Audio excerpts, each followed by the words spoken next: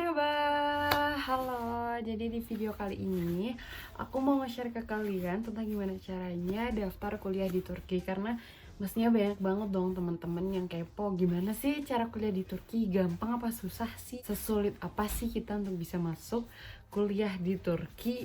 Nah langsung aja, jadi di Turki itu ada dua jalur, yaitu beasiswa dan mandiri. Nah, jadi untuk beasiswa kuliah ke Turki itu ada beberapa jalur. Jalur yang aku ketahui itu ada jalur YTB, TDV, dan satu lagi ada Alma Arif. Tapi Alma Arif itu kayak misalnya sekolah kita udah punya relasi dengan Alma Arif, baru kita bisa masuk, setahu aku seperti itu.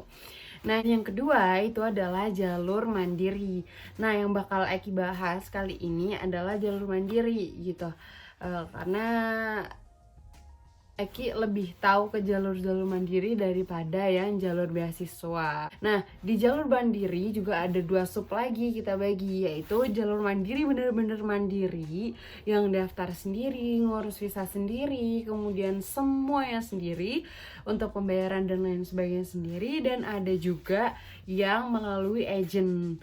Nah, plus minusnya apa sih? Nanti insya Allah di video selanjutnya kapan-kapan Eki bakal nge-share gimana caranya dan tutorial untuk bisa daftar kuliah ke Turki mandiri, bener-bener mandiri tanpa ikut agent sama sekali. Karena teman Eki juga ada yang seperti itu. Kemudian yang lebih spesifik akan Eki bahas kali ini adalah melalui agent. Nah, melalui agent itu yang terpenting dan harus kita siapkan yang pertama itu pasti ijazah. Kalau enggak ijazah itu surat keterangan lulus. Nah, selain itu transkrip nilai juga berperan penting banget. Jadi buat daftar kampus itu mau kita daftar mandiri, mau kita daftar lewat agent, itu penting banget ya. Dan di beberapa agent itu ada yang mengharuskan kita untuk bayar di awal. Jadi yang setahu Eki itu pendaftaran untuk ke Turki biayanya pendaftaran aja nih, belum sampai gimana ya, pendaftaran ke agent aja, tapi belum pendaftaran sampai kuliahnya dan lain sebagainya, itu belum. Jadi baru daftar ke agent, wah saya mau daftar nih, kayak istilahnya mau daftar ke kampus UI gitu kan. Karena ada biaya pendaftaran gitu sekitar, mungkin kalau di UIN Syarif sekitar 300-an gitu lah ya. Nah minimal kebayangkan yang kita tahu itu pendaftaran untuk kuliah di Turki kepada agent paling murah 1 juta.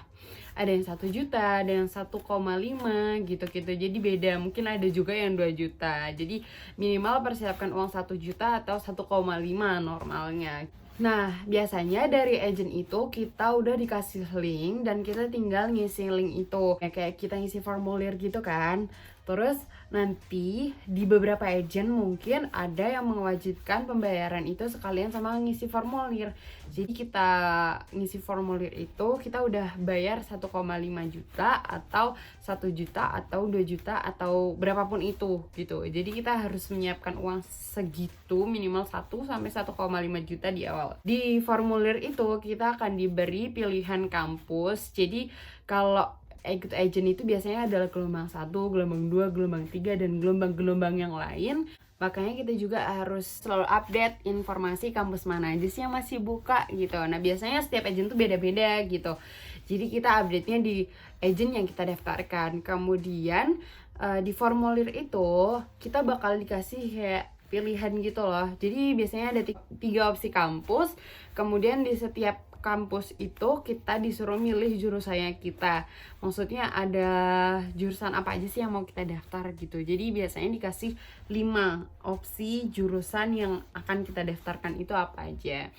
Nah ini pentingnya di sini, kita juga harus tahu jurusannya apa aja sih di kampus ini gitu. Kita nggak bisa ngasal karena setiap kampus kadang mungkin di kampus ini ada jurusan psikologi, kemudian di kampus lainnya tidak ada. Karena mungkin di kampus ini ada jurusan psikologi, tapi di kampus yang lain nggak ada gitu loh. Jadi kita juga harus update tentang jurusan yang ada di kampus tersebut. Biasanya kalau dari agent itu kita dikasih kayak link atau list kampus mana aja yang masih buka, dan jurusannya apa aja sih di situ gitu. Nah, kalau anjuran dari aku, mendingan kalian pilih jurusan yang bener-bener kalian suka. Jadi dari misalnya kita dikasih 5 opsi jurusan itu kan, kita harus pilih semuanya tuh yang sekiranya tuh buat kita tuh masuk gitu. Jadi nggak, yang penting gue udah milih satu satu jurusan, ini kan jurusan utama, kemudian yang kedua tuh cadangan, terus yang lainnya tuh kayak ya udah gitu, tersanaan aja. Nah, buruknya kalau misalnya kita milih yang terserahan aja nih, nanti kalau misalnya kita keterima di jurusan yang sangat tidak diinginkan, itu kan kayak gak enjoy kuliahnya. Jadi kita harus tetap berpikir ke depan dan target kita, plan-plan kita apa aja kalau misalnya kita keterima di jurusan yang opsi terakhir gitu. Kemudian biasanya dari agent itu, kebanyakan agent ya kan udah daftarin kuliah, kemudian daftarin tomer. Jadi ada tomer itu adalah belajar bahasa. Kalau misalnya kayak di Mesir gitu lah ya, di Mesir tuh ada Darul Lughah atau Idat Lughah.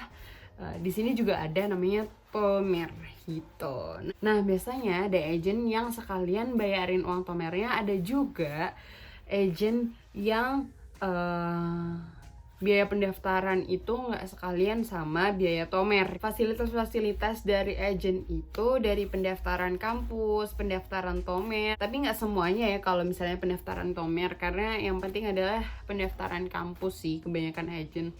Kemudian ada juga agent yang langsung kayak nyariin rumah segala di sini, tapi ada juga agent yang bener-bener ya udah ngelepas tuh ada gitu. Jadi pintar-pintar kita milih agent yang seperti apa. Kemudian agent itu biasanya ngasih buat pembuatan visa.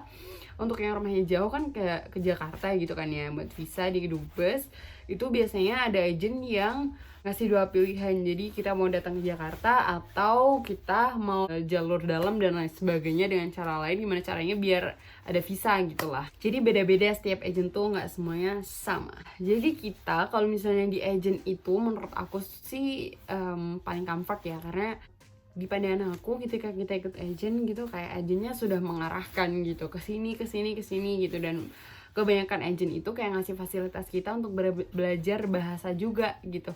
Jadi ada agent yang belajar bahasanya online gitu karena corona kan. Kemudian ada juga agent yang belajar bahasanya langsung ke tempatnya, ke kantornya agent tersebut gitu. Kemudian ada juga agent yang nggak ngasih bimbel bahasa juga ada. Jadi setiap agent beda-beda gitu. Dan untuk harganya juga beda-beda setiap pendaftaran. Kan pendaftaran kan tadi udah jelas beda ya, ada yang 1 juta, ada 1,5, ada yang 2 juta. Kemudian untuk pendaftaran total semuanya ada yang 27 juta, kemudian ada yang 35 juta, kemudian ada yang 30 juta, ada yang 40 juta, bahkan aku pernah dengar tuh ada yang 70 juta. Jadi pintar-pintar kita milih agent gitu. Harganya, kemudian kualitasnya, kemudian dari sudut kepercayaannya, maksudnya tuh agent ini bisa dipercaya enggak gitu. Nah, kalau ikut agent ini kita nanti bakal lebih baik diarahin sama agentnya sih. Kayak misalnya kita belum keterima di kampus ini, nanti kita masih punya suatu misalnya seminggu lagi atau tanggal berapa mesti ada kampus buka lagi. Nah, nanti kita diarahkan sama agentnya untuk daftar di kampus-kampus tersebut. Dan di Turki itu banyak banget kampus negeri yang masih buka pendaftaran. Terakhir tutup itu biasanya bulan November, dan agent itu kadang bulan November masih ada yang berani buka pendaftaran sesuai dengan kebutuhan kalian aja. Kalian daftarnya kapan, jadi langsung gercep, jangan menunda-nunda waktu karena kuotanya juga terbatas. Kenapa aku bilang kuota yang terbatas? Karena kadang itu di kampus di Turki ini ada yang karena udah banyak orang Indonesia jadi dibatasi gitu loh. Kayak misalnya di kampus A gitu, orang Indonesia udah ada 250 orang. Mungkin tahun ini dibatasi, nggak ada dibuka pendaftaran. Karena apa? Karena udah banyak kuotanya gitu. Jadi kita harus nyari peluang di sini tuh. Jangan sampai kita tuh membuang-buang peluang kita yang udah kita dapatkan di sini loh. Nah, mungkin sekarang teman-teman kepo ya, ada agent apa aja sih yang ada di Indonesia gitu. Jadi yang aku tahu, agent buat kuliah di Turki itu ada Biru Marmara, kemudian ada Mumtazah, kemudian ada Sang Juara, Dan masih banyak lagi. Itu 3 agent yang aku tahu, mungkin lebih banyak lagi ada. Dan buat teman-teman yang kepo, langsung aja cek di Instagramnya @kuliah di Turki atau Mumtazia Turki. Kalau Sanjur aku kurang paham. Terus selanjutnya kita bahas biaya. Jadi untuk biaya berangkat itu mungkin kayak termasuknya murah sih, kayak misalnya 27 juta atau 30 juta atau 35 juta gitu udah dapet fasilitas biaya apartemen 1 bulan, kemudian udah dapet kayak pengarahan sampai ikamet selesai. Jadi di sini tuh kita juga akan membuat ikamet tuh kayak KTP gitu di Indonesia.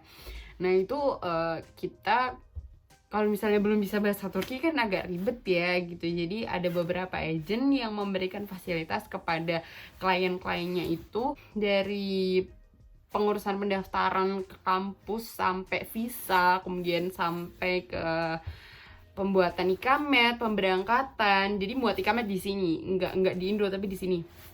Jadi dari daftar kampus, kemudian keberangkatan, pembuatan ikamet, kemudian daftar tomer. Ada beberapa agent yang mengcover semua itu, ada juga beberapa agent yang tidak mengcover fasilitas itu. Jadi kadang kan kalau misalnya kita mau daftar nih, suggest-nya dari aku, kalau misalnya kita mau daftar di sebuah agensi manapun gitu, kita nanya dulu fasilitasnya apa aja, kemudian kita tanya sampai kita tuh bener-bener paham dapat fasilitas apa aja, dapat benefit apa aja, kemudian plus minusnya apa aja, dan konsekuensinya kita yang akan kita dapat itu apa aja.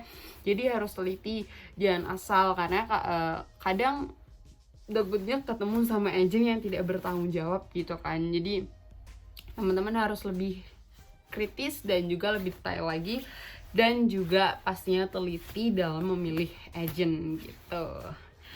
Nah mungkin itu aja sih video dari Eki kali ini, biar nggak kepanjangan. Terima kasih buat teman-teman yang udah selalu support channel Eki. Jangan lupa tetap selalu support channel Eki dengan like, subscribe, dan share video ini sebanyak-banyaknya, biar makin banyak yang minat banget kuliah di Turki dan harga yang sangat terjangkau. Dan juga jangan lupa komen di kolom komentar kalau misalnya kalian pengen minta request video apa gitu. Mungkin bisa kita tampung dulu, atau DM ke Instagram Eki @ekianasp__. Thanks for watching.